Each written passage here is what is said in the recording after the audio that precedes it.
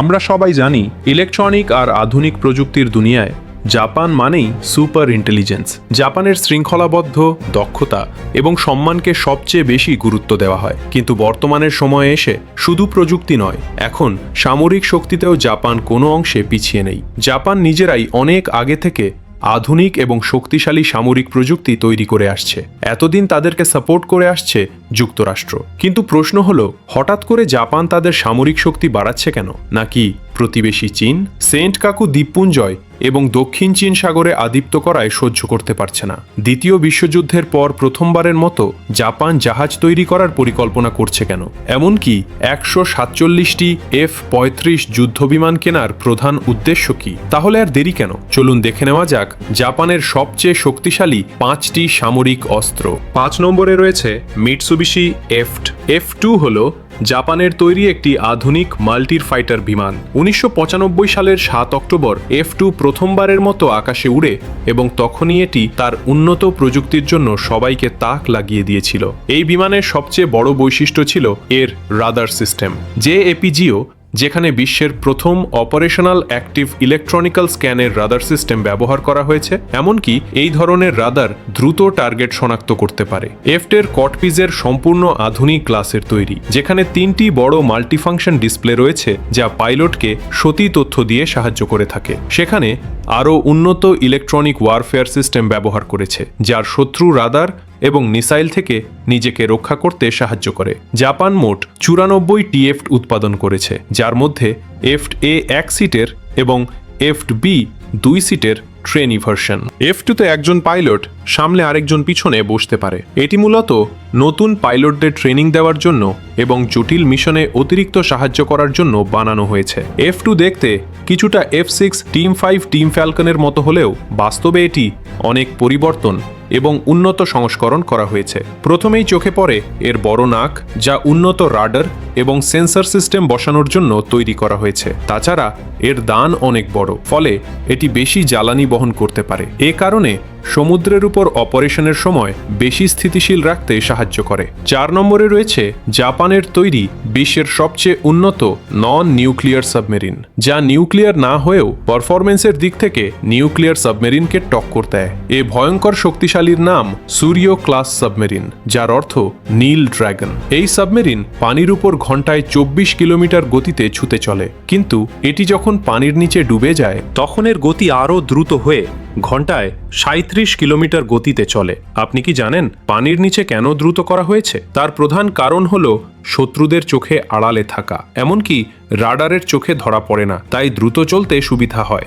তখন এই সাবমেরিনের পানির নিচে ওজন 4100 টন হয়ে যায়। তাছাড়া সোডিও ক্লাস সাবমেরিনের 6টি টর্পেডো টিউব থাকে, যেখান থেকে মিসাইল ছোড়া হয়। এমনকি এই সাবমেরিন শক্তির সাথে 20টি টর্পেড ও হারপুন মিসাইল বং করতে পারে। এই টর্পেড প্রধান কাজ হলো পানির নিচে থাকা শত্রুদের সাবমেরিন ধ্বংস করা এবং হারপুন মিসাইল দিয়ে পানির উপরে জাহাজকে আক্রমণ করে থাকে। এমন উন্নত প্রযুক্তি ব্যবহার করেছে যা শত্রুদের নকল সিগন্যাল পাঠিয়ে নিজের অবস্থান লুকিয়ে ফেলতে পারে। চীনের সঙ্গে সমুদ্র অঞ্চলে বাড়তে থাকা উত্তেজনার কারণে জাপান শুধু নতুন সাবমেরিন বানিয়েই থেমে নেই, বরং তাদের মোট সাবমেরিন সংখ্যা 16 থেকে বাড়িয়ে 22-এ নিয়ে যাচ্ছে, যা চীনের জন্য একটি বড় দুশ্চিন্তার কারণ সাবমেরিন শনাক্ত করা ও ধ্বংস করার ক্ষেত্রে চীনের অভিজ্ঞতা এখনও তুলনামূলকভাবে পিছিয়ে আছে। পার্শ্বমিতের গভীরে ডুব দেওয়ার ক্ষমতা এই সাবমেরিনের দাম $635 মিলিয়ন।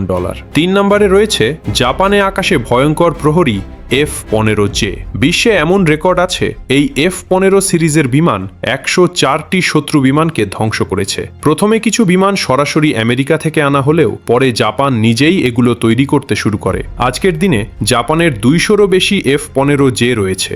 জাপানের তৈরি এই পাহারাদার বিমানের দৈর্ঘ্য 19.4 মিটার, ডানার প্রস্থ 13.05 মিটার এবং উচ্চতা 5.6 মিটার। এই জেটে রয়েছে অত্যাধুনিক মিসাইল AM-4B, যা রাডার দিয়ে দূর থেকে শত্রুকে আঘাত করতে পারে, এবং AM-5, যা ইনফ্রারেড দিয়ে লক্ষ্যবস্তুকে খুঁজে বের করে। ঠান্ডা যুদ্ধের সময় এই বিমানটির প্রধান কাজ ছিল শত্রু বিমানকে আকাশে ঢুকতে না দেওয়া। কোনো অজানা বিমান জাপানের আকাশের কাছে এলেই F-J সঙ্গে সঙ্গে উড়ে যেত। যেত।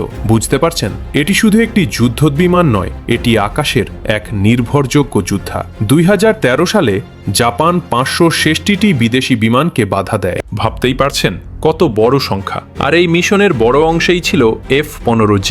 আজকের দিনে এই বিমানটি চৌকিদারের মতো চীন ও রাশিয়ার বিমানগুলোকে 24 ঘন্টা বিশেষভাবে নজরে রাখছে।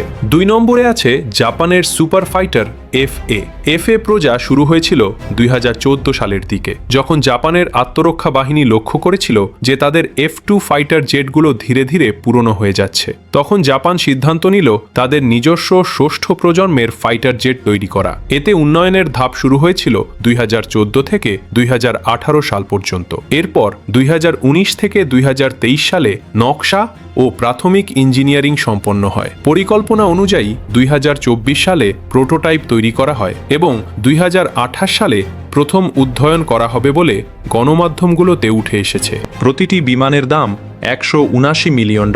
এটি জাপান ও যুক্তরাষ্ট্রের সঙ্গে ডেটা শেয়ারিং করতে পারবে। FA থাকবে হেলমেট ডিসপ্লে, যাতে করে পাইলট সবকিছু চোখের সামনে মতো দেখতে পাবে। এতে 6টি ক্ষেপণাস্ত্র বহন করতে পারবে আর একসাথে 3টি ড্রোন নিয়ন্ত্রণ করতে পারবে এমন ফাংশন রেখেছে। মিসাইল ধ্বংস করতে পারে এমন রাডারও ব্যবহার করেছে। যুক্তরাষ্ট্রের সঙ্গে দ্রুত অপারেশন সম্ভব হওয়ায় এটি জাপানের সামরিক সক্ষমতাকে এক ধাপ এগিয়ে নিয়ে যাবে। এই বিমানটির দৈর্ঘ্য হবে 19.8 থেকে 21.5 মিটার, ডানার প্রস্থ 3.8 থেকে 17.3 মিটার হবে বলে অনুমান করা হয়েছে। 1 নম্বরে রয়েছে ইজুমো ক্লাস হেলিকপ্টার। জাপানের ঐতিহাসিক ইজুম্মু প্রদেশ থেকে এই নামটি এসেছে।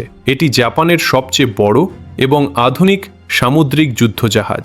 জাহাজটি 500 থেকে 1000 সৈন্য বহন করতে পারে এবং জাহাজটি এত বড় যে 14 থেকে 30টি হেলিকপ্টার বহন করতে পারে। প্রথম জাহাজ JS ইজমো নির্মাণ শুরু হয় 2011 সালে এবং সমুদ্রে নামানো হয় 2015 সালে। দ্বিতীয় জাহাজ JS কাগজসীমা নির্মাণ শুরু হয় 2013 সালে এবং লঞ্চ হয় 2017 সালে। প্রতিটির দাম প্রায় $1.5 বিলিয়ন। এই জুম ক্লাস জাহাজ জাপানের সবচেয়ে আধুনিক এবং সবচেয়ে বড় সামুদ্রিক যুদ্ধজাহাজ।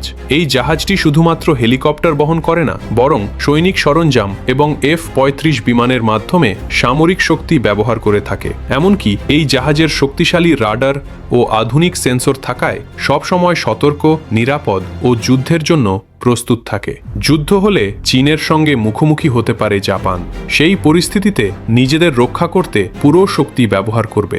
আমাদের আকর্ষণীয় ভিডিওগুলো লাইভ হলে নোটিফিকেশন পেতে আমাদের কাবির জেট ইউটিউব চ্যানেলটি লাইক এবং সাবস্ক্রাইব করতে ভুলবেন না। আজ তাহলে এখানেই শেষ করছি। সবাই ভালো থাকবেন। আসসালামু আলাইকুম।